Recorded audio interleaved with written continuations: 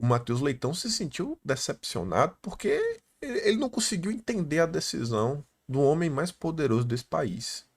Acho que a primeira notícia, a primeira matéria do Matheus Leitão com seu clássico Entenda, sobre criticando, né, o nobre ministro, a maior bola fora dele. Entenda. Eu gosto dessa petulância do Matheus Leitão, sabe? Ele é arrogante. Ele tem certeza que ele vai fazer você entender o ponto de vista dele. Mas enfim. A decisão do ministro do Supremo, que interrompeu o processo de extradição de cidadão búlgaro que cometeu crimes na Espanha, pode ser definida como sua maior bola fora. Faltou falar quais foram os crimes, né?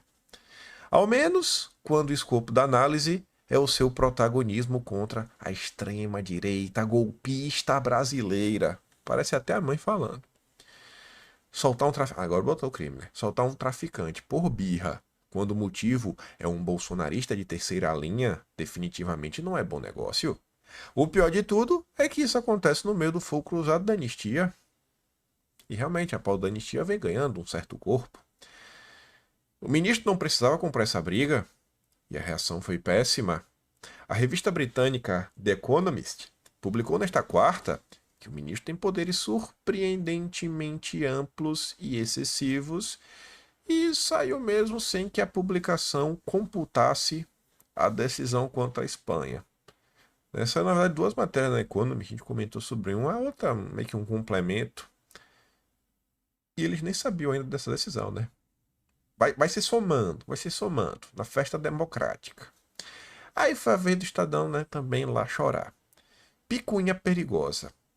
E aí o Estadão, inclusive, confirma aquela análise que o Mário Sabino fez, onde o Mário Sabino aponta, inclusive, os artigos e os itens lá na questão da reciprocidade, do Tratado de Reciprocidade, que depois, acho que depois da explicação lá do Walter Maierovitch, aquilo ali já tinha dado o que tinha que dar, né? A explicação já estava clara para quem não entendeu. Mas como é bom a gente ficar observando aí essa turma aí batendo boca uns com os outros, aí tá dizendo assim, ó, o bom senso costuma levar uma surra quando o ministro se irrita com algo ou alguém que o contrarie. Quando ele cisma, hein? Quando ele cisma, o bicho pega. O bom senso costuma levar uma surra. Fiel à área mercurial que cultiva com Denodo, ele suspendeu o processo de extradição do búlgaro Vasil Georgiev Vasilev, considerado pelo governo espanhol um traficante de drogas com atuação em Barcelona, imediatamente após a justiça da Espanha negar a extradição do blogueiro bolsonarista Oswaldo Eustáquio, foragido da justiça brasileira naquele país. Segundo o ministro, a decisão de não extraditar Eustáquio, tomada pela terceira seção penal da Audiência Nacional, uma das mais altas instâncias judiciais da Espanha, teria violado o princípio da reciprocidade inscrito no acordo de extradição firmado entre Brasil e Espanha em 88 e entronizado no ordenamento jurídico pátrio pelo decreto 99.340 de 1990. Pode até ser, mas tem o mais, né? Mas a reciprocidade não é um tomar lá da cá, né? Um tomar lá da cá automático. Espera-se de qualquer juiz a temperança necessária para uma avaliação mais detida das implicações das decisões que toma, um cuidado que ele não teve. A reciprocidade nos processos de extradição não deveria ser tratada como uma barganha rasteira, mas como um princípio que visa garantir a prevalência do melhor interesse da justiça de duas nações amigas e soberanas. Ao colocar o caso do blogueiro no mesmo patamar que o de traficante de drogas, o ministro não apenas rebaixou o nível do debate jurídico entre Brasil e Espanha, como também prestou um desserviço à imagem da corte, já tão compuscada pelo ativismo exacerbado de alguns de seus membros. Mais uma, né? Depois eu não, então, não vou fazer isso, né? Mas se eu tivesse tempo, acho que eu ia pegar depois o Atlas. Porque acho que todas as críticas do Estadão eu ia pegar para eu contar quantas vezes o Estadão veio com essa história aqui. Olha, essa decisão está queimando a imagem da corte, né? Como se a imagem não estivesse queimada, né? Tá igual carvão já, não. Tá queimando, né? Vai virar cinza daqui a pouco, né? Porque, rapaz, essa imagem tá queimada, viu? O ministro poderia perfeitamente ter aguardado as explicações solicitadas à Embaixada da Espanha em Brasília, antes de tomar uma decisão tão assodada e perigosa. Ele poderia ainda requisitar o auxílio do governo, por meio do Itamaraty, para tentar convencer as autoridades espanholas sobre a importância de Oswaldo Eustáquio responder pelos graves crimes que é acusado aqui no Brasil, mas, ao seu estilo, o estilo dos rapazes, o é brabo.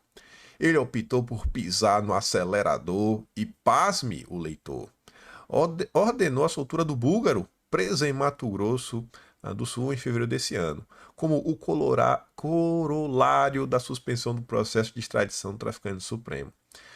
O resultado dessa picuinha é nada desprezível. A possibilidade de vaza e leve fugir do Brasil, agora que foi enviado à prisão domiciliar com uso de tornozeleira eletrônica. Se isso acontecer, será uma humilhação para o Poder Judiciário brasileiro e uma derrota para o sistema de persecução criminal da Espanha. Não é pouca coisa que tem em jogo. Não tem nada em jogo. Não tem nada. Vai acontecer o que isso acontecer? Se ele fugir, vai ter o quê? Vai ter o quê? A turma criou um monstro que não sabe, eles não sabem o que fazer. O consórcio. Eles criaram uma confusão que eles não sabem mais como resolver. Não tem como resolver. Vai fazer como? Vai resolver? Não tem como resolver. Sendo a audiência nacional, segundo a audiência nacional, os fatos que instruíram o pedido de extradição do Oswaldo teriam evidente ligação e motivação política, o que, em tese, impede sua entrega às autoridades brasileiras com base no acordo de extradição. De fato, o artigo 4º, item 1, a linha F do decreto, é taxativo ao determinar que não será concedida a extradição quando a infração constituir delito político ou fato conexo.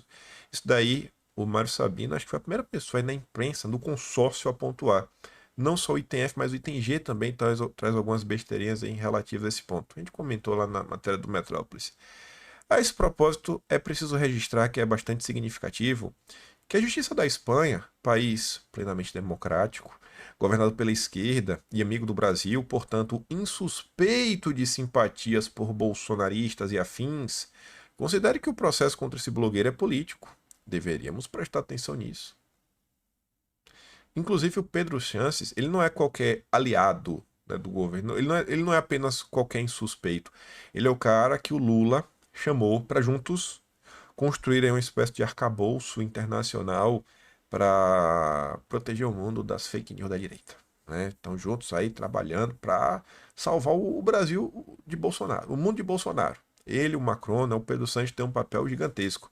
Inclusive, eu estou na dúvida se ele é do PSOE ou é do Podemos, lá da Espanha. Mas ele, por grande parte do tempo, ele estava governando nessa coalizão, PSOE e Podemos, e um desses partidos até era membro do Foro de São Paulo. A gente chegou a comentar sobre isso em 2020, quando o Rodrigo Maia foi na Espanha e rolou aquele tweet da embaixada, não lembro se foi da embaixada da Espanha, foi de alguma autarquia ligada ao governo da Espanha, falando sobre que o Rodrigo Maia estava lá discutindo sobre presidencialismo. Aí foi aquele chororô, né? E aí eu lembro que na época a gente fez um dossiê mostrando as relações dessa turma. Eu não vou saber o número de cabeça, então nem vou me aventurar aqui a procurar, mas tem um número aqui, eu não vou arriscar, não vou arriscar. Enfim. Aí tá falando isso, né? Um governo, não tem nenhum motivo pra alguém achar que é bolsonarista. Um governo de esquerda, pra valer. Ó, política, hein, essa decisão? Política, hein? Mas claro, o ministro tem certeza absoluta que o processo contra Oswaldo não tem nada de político, é técnico. Provável razão pela qual reagiu de maneira destrambelhada para retaliar a justiça espanhola, relaxando a prisão de um perigoso criminoso internacional. Para o senhor ministro, ao que parece, um traficante e um blogueiro que falou demais são ameaças semelhantes à sociedade. E aí o Estadão termina com aquele jeito mais baixo e ridículo que só essa turma do Conselho consegue fazer. Eles não sabem nem o que fazer diante do problema que eles criaram. Esse tipo de desequilíbrio que contribui para desmoralizar o esforço das instituições para punir todos os que participaram da trama golpista. Ah, esse É esse tipo de desequilíbrio que contribui para desmoralizar o esforço, né, da turma que quer combater o golpismo. Mais uma vez, é preciso insistir. O momento excepcional, talvez justificasse medidas excepcionais, já passou faz tempo. Porque essa foi a tese por muito tempo, né? Não, olha só, estamos tomando medidas absurdas, mas os tempos são absurdos. Os anos Bolsonaro foram anos excepcionais. Então precisamos tomar medidas excepcionais para combater a extrema-direita golpista.